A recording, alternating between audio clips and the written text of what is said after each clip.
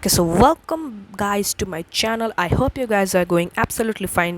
So आज की इस वीडियो में मैं आप लोगों को बताने वाला हूँ, यहाँ पर मैं एक्सप्लेन करने वाला हूँ एक फिज़िक्स का चैप्टर। ये जो फिज़िक्स हम लोग पढ़ने वाले हैं ये क्लास 6 का फिज़िक्स है और इसके अंदर मैं इंट्रोडक्शन टू साइंस का एक्सप्लेनेशन देने वाला हूँ। तो गौर से पढ़ना, तुम लोग देख ही सकते हो, और सब्सक्राइब कर दो चैनल को। ये आज मेरा पहला वीडियो इस चैनल पे, तो सब्सक्राइब कर दो भाई। तो सबसे पहले चलो हम लोग पढ़ते हैं इसे।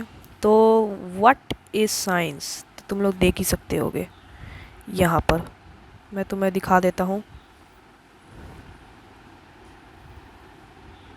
ये इस साइंस वर्ड है क्या, साइंस वर्ड क्या है? ये हम हर जगह इस साइंस वर्ड को सुनते हैं, लेकिन इसका मतलब क्या है? तो चलो पढ़ते हैं।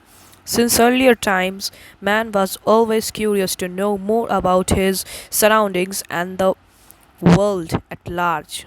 तो अर्लियर टाइम्स में ही जो हमारा जो ह्यूमंस थे, अर्ली ह्यूमंस थे, वो चाहते थे, जानना चाहते थे अपने सराउंडिंग्स से इधर उधर क्या चल रहा है, उनके सराउंडिंग्स के इधर उधर, और उसको अच्छे से जानना चाहते थे कि इधर क्या है, उधर क्या है, क्या क्या चीज़ें हैं, ये सब जानना चाहते थे।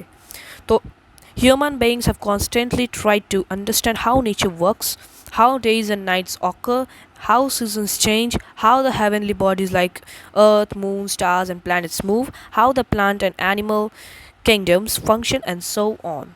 तो human beings जो थे, human beings have constantly मतलब वो हमेशा जानना चाहते थे कि ये नेचर कैसे वर्क होता है। जैसे हम भी जब हम छोटे बच्चे थे तो हम जानना चाहते थे कि कैसे दिन और रात होता है, दिन और रात क्यों हमेशा होता है, या फिर सीजन्स कैसे चेंज होते हैं, या फिर अर्थ, मून, स्टार्स।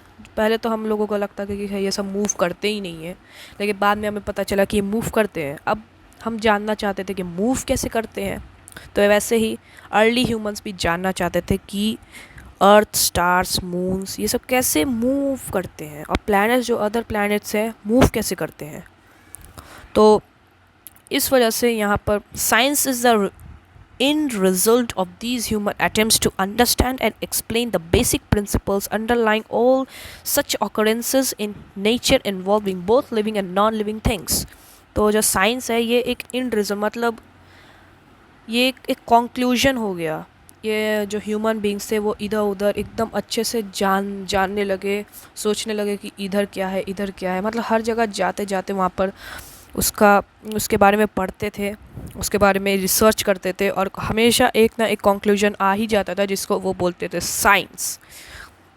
इसके अंदर सारे बेसिक प्रिंसिपल्स और सारे के सारे जो नेचर के अंदर ऑकरेंसेस हो रहे हैं, लिविंग और नॉन लिविंग थिंग्स को, जैसे यानी कि लिविंग थिंग्स में क्या हो रहा है, नॉन लिविंग थिंग्स में क्या हो रहा है, जैसे स्टार्स और प्लैनेट्स में क्या हो रहा है, और एनिमल्स और प्लांट्स में क्या हो रहा है। आज हम लोग देखते हैं प्लांट्स उग गए और कल ही देखते हैं प्लांट्स मुरझा गए, तो ये कैसे हुए।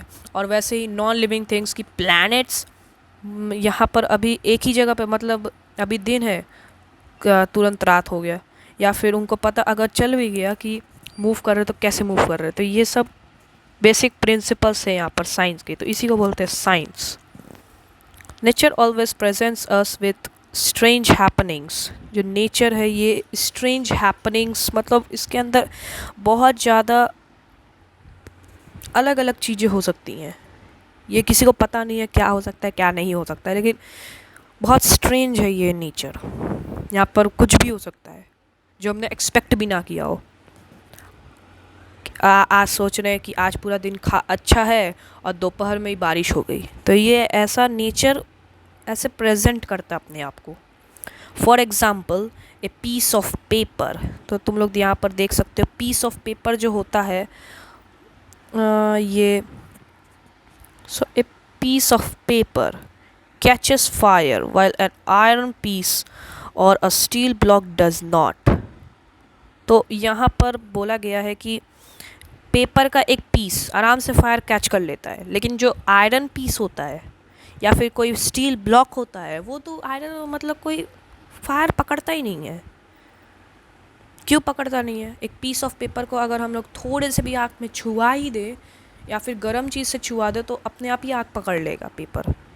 लेकिन अगर आयरन पीस के ऊपर चाहे हम लोग आग के ऊपर आयरन पीस को पूरा ऊपर डाल दे, आयरन पीस पिघल सकता है लेकिन वो कभी भी फायर कैच नहीं करेगा, या फिर स्टील ब्लॉक भी कैच नहीं करेगा। A piece of iron sinks in water but a huge ship floats on water.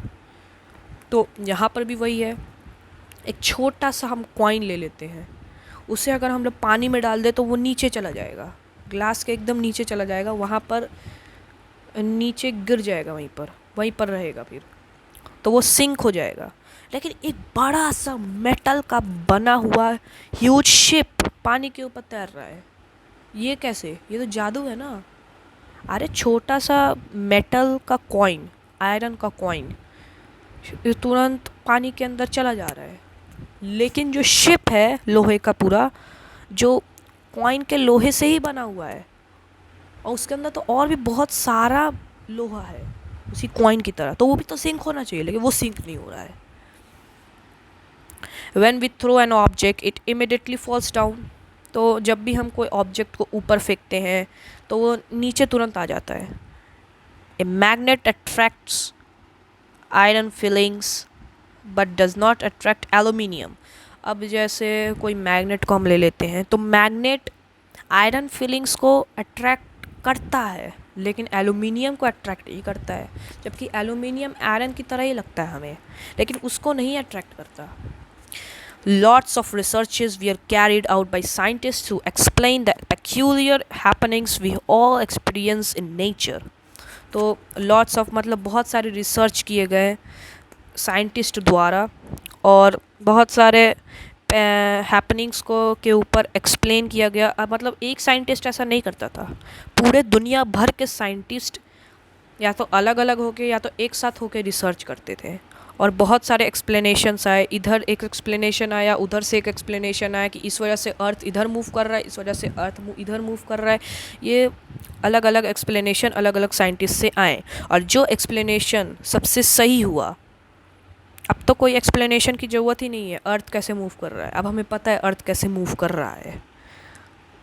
Theory of relativity से हमें पता चल चुका है आइंस्टाइन के, तो कोई और हमें साइंस का एक्सप्लेनेशन देखने की कोई ज़रूरत ही नहीं है, तो ऐसे ही हमें पता चल चुका है। तो जो हैपनिंग्स हम देख रहे हैं, नेचर के अंदर एक्सपीरियंस कर रहे हैं, वही चीज़ें साइंस के अंदर आती हैं।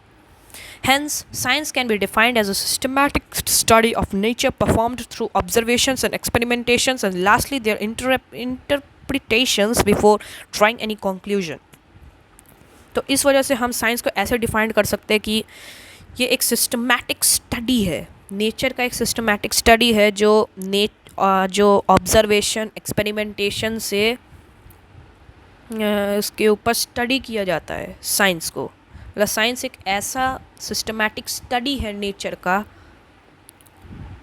जो ऑब्जर्वेशन और एक्सपेरिमेंटेशंस को अच्छे से देखता है, और तभी कोई कंक्लूजन बाहर निकलता है वहाँ से।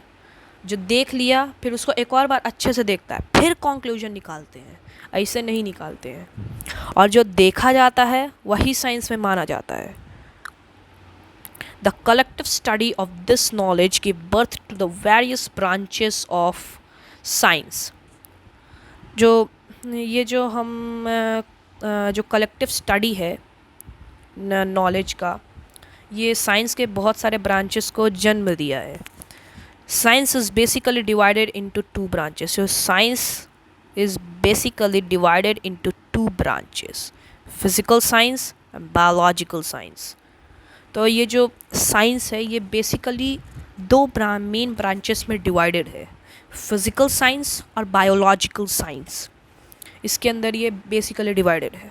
तो यहाँ पर तुम लोग देख ही सकते हो, साइंस का पूरा एक दिया गया है यहाँ पर, कि यहाँ पर कौन कौन से साइंस में ये कौन कौन से ब्रांचेस हैं। तो पढ़ते हैं इसे, फिज़िकल साइंस और बायोलॉजिकल, ये दो मेन ब्रांचेस हैं।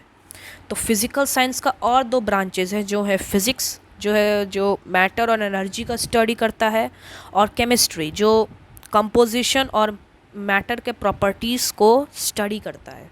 और दूसरी तरफ बायोलॉजिकल साइंस, जिसके अंदर है बायोलॉजी, और बायोलॉजी के दो ठो ब्रांचेस हैं, बोटैनी और जूलॉजी। ठीक है, तो यहाँ पर अभी ये फिज़िक्स का बुक है तो फिज़िक्स के बारे में ही बोलेंगे।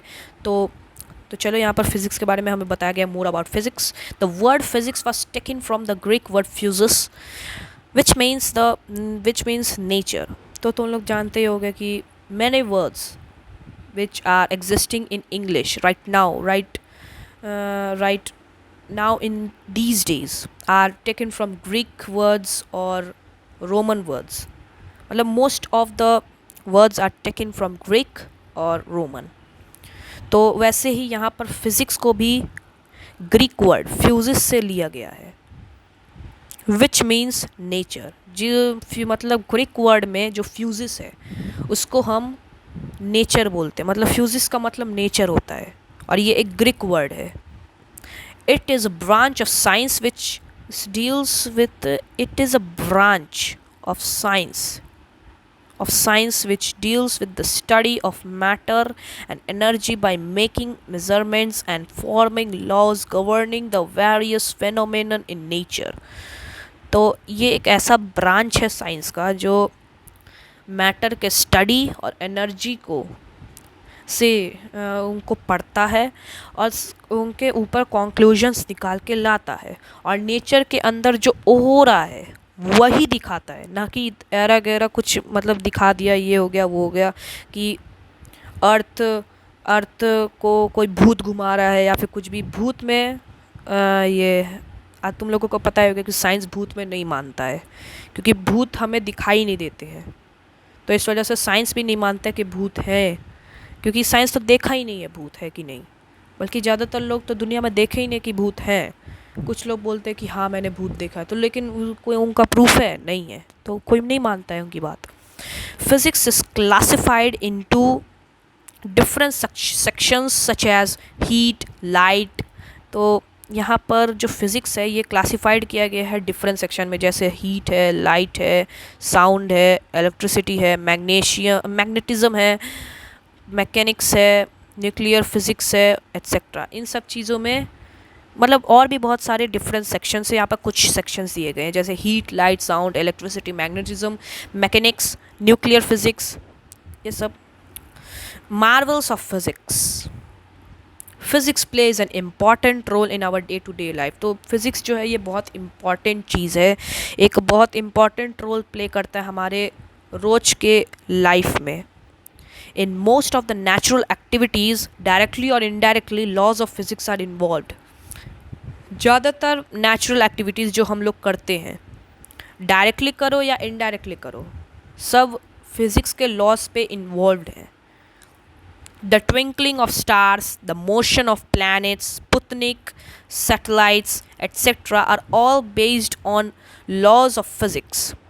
जो स्टार्स का ट्विंकलिंग करना मतलब ये टिमटिमाना है, और जो प्लैनेट्स का मोशन है मतलब जो इधर ये घूमते रहते हैं, रिवॉल्यूशन और रोटेशन, ये दो मेन मोशन होते हैं प्लैनेट्स के, ये है। और जो स्पुतनिक है, सैटेलाइट्स है, ये सभी फिज़िक्स के लॉज पे बेस्ड है।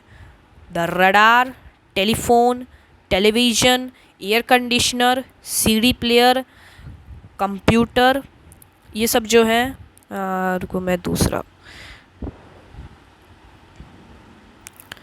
कंप्यूटर, लैपटॉप, मोबाइल फ़ोन और बहुत सारे अलग अलग जो इलेक्ट्रिकल और इलेक्ट्रॉनिक गैजेट्स हैं, all are based on some laws. जो बहुत मतलब सारे के सारे फिज़िक्स के लॉज पे बेस्ड हैं, और ये हमारे साइंटिस्ट जो जितने भी साइंटिस्ट जिन्होंने बहुत मेहनत किया है उन्हीं के मेहनत का फल है ये। To prove the facts of various laws of physics and to determine the accuracy of such facts, we use different tools contributed by the great physicists from time to time।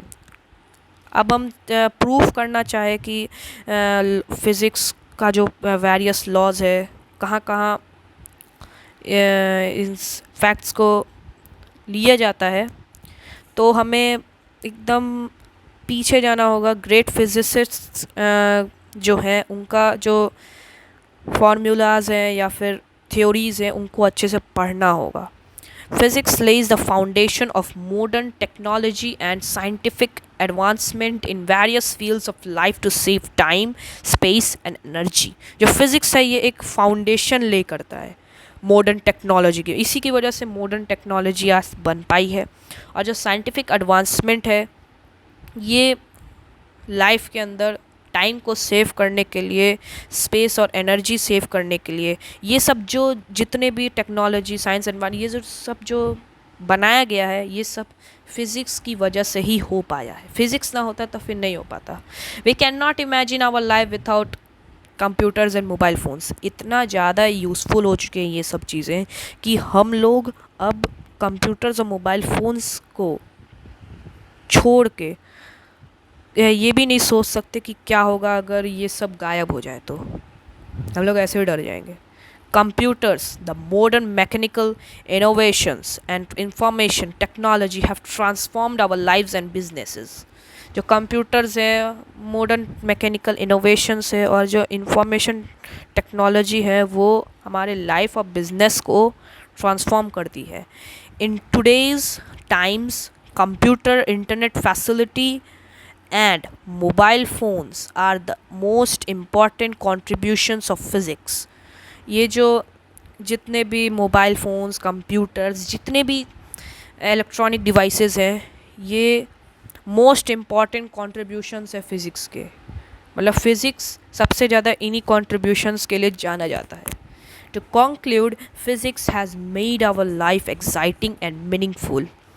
ये जो कंक्लूड करने के लिए जो physics है ये हमारे life को एक्साइटिंग बना दिया, मीनिंगफुल बना दिया है। The comforts of life which we enjoy today are all miracles of physics. ये जो हम जितना भी अब कंफर्ट अच्छे से हम रह पा रहे हैं मोबाइल और कंप्यूटर की वजह से, अब हमें 15-20 दिन रुकना नहीं पड़ता है लेटर्स वहाँ पर पहुँचने के लिए जहाँ हम पहुँचाना चाहते हैं। ज़रूरत नहीं पड़ता है हमें, आराम से एक बार में यहाँ से SMS टाइप करो वहाँ पहुँच जाएगा। तो इस जो फिज़िक्स है इसी की वजह से तो मोबाइल फ़ोन आया है। तो इसी वजह से फ़िज़िक्स ना होता तो फिर ये सब नहीं होता है। फिज़िक्स का ये सब मैजिक है। This could all happened because of the untiring efforts of our scientists who devoted their lives in carrying out researches in the best interest of mankind।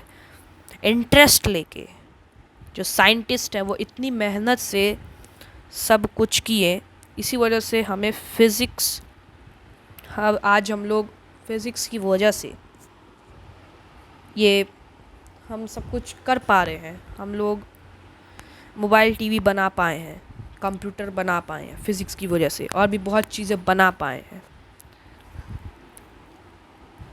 तो अगर साइंटिस्ट ही ना होते तो फिज़िक्स भी नहीं होता, और साइंटिस्ट ही ना होता तो साइंस ही नहीं रहता, तो फिज़िक्स कहाँ से होता। और फिज़िक्स नहीं होता तो हमारे मोबाइल फ़ोन्स या फिर जो भी चीज़ें हैं जो ज़रूरी चीज़ें हैं वो सब भी नहीं रहती। तो साइंटिस्ट की वजह से ही आज हम लोग, साइंटिस्ट की मेहनत की वजह से ही आज हम लोग इस मुकाम तक पहुंच पाए हैं कि हम आराम से अपने जीवन को गुजार सकते हैं। The desire for new inventions will never end and the scientists all over the world are putting in and will continue to put in their best efforts to discover new devices and gadgets to make human life more interesting, comfortable and charming. The authors wish you to be one of them. तो जो new inventions है इनका desire कभी भी ख़त्म नहीं होगा, और जो साइंटिस्ट हैं पूरे दुनिया में वो खोजते रहेंगे कि कैसे हम लोग और ज़्यादा अच्छे अच्छे गैजेट्स बना पाएँ और अपने ह्यूमन लाइफ को इंटरेस्टिंग, कंफर्टेबल बना पाएँ। हमारे जो बुक के ऑथर्स हैं ये भी चाहते हैं कि हम उनकी तरह बने। तो नेक्स्ट वीडियो के अंदर हम लोग पढ़ने वाला है चैप्टर 1 मैटर फिज़िक्स का। तो चैनल को सब्सक्राइब कर दो भाई। आज के लिए इतना ही। चैनल को सब्सक्राइब कर दो, बेल आइकन को प्रेस कर दो, वीडियो को लाइक कर दो क्योंकि ये मेरा पहला वीडियो है इस चैनल के ऊपर, और ऐसे और बहुत सारे वीडियोस रेगुलरली आते रहेंगे। मैं कोशिश करूँगा जल्दी जल्दी और हर दिन डालने का। तो चलो सब्सक्राइब कर दो भाई। So guys, bye bye.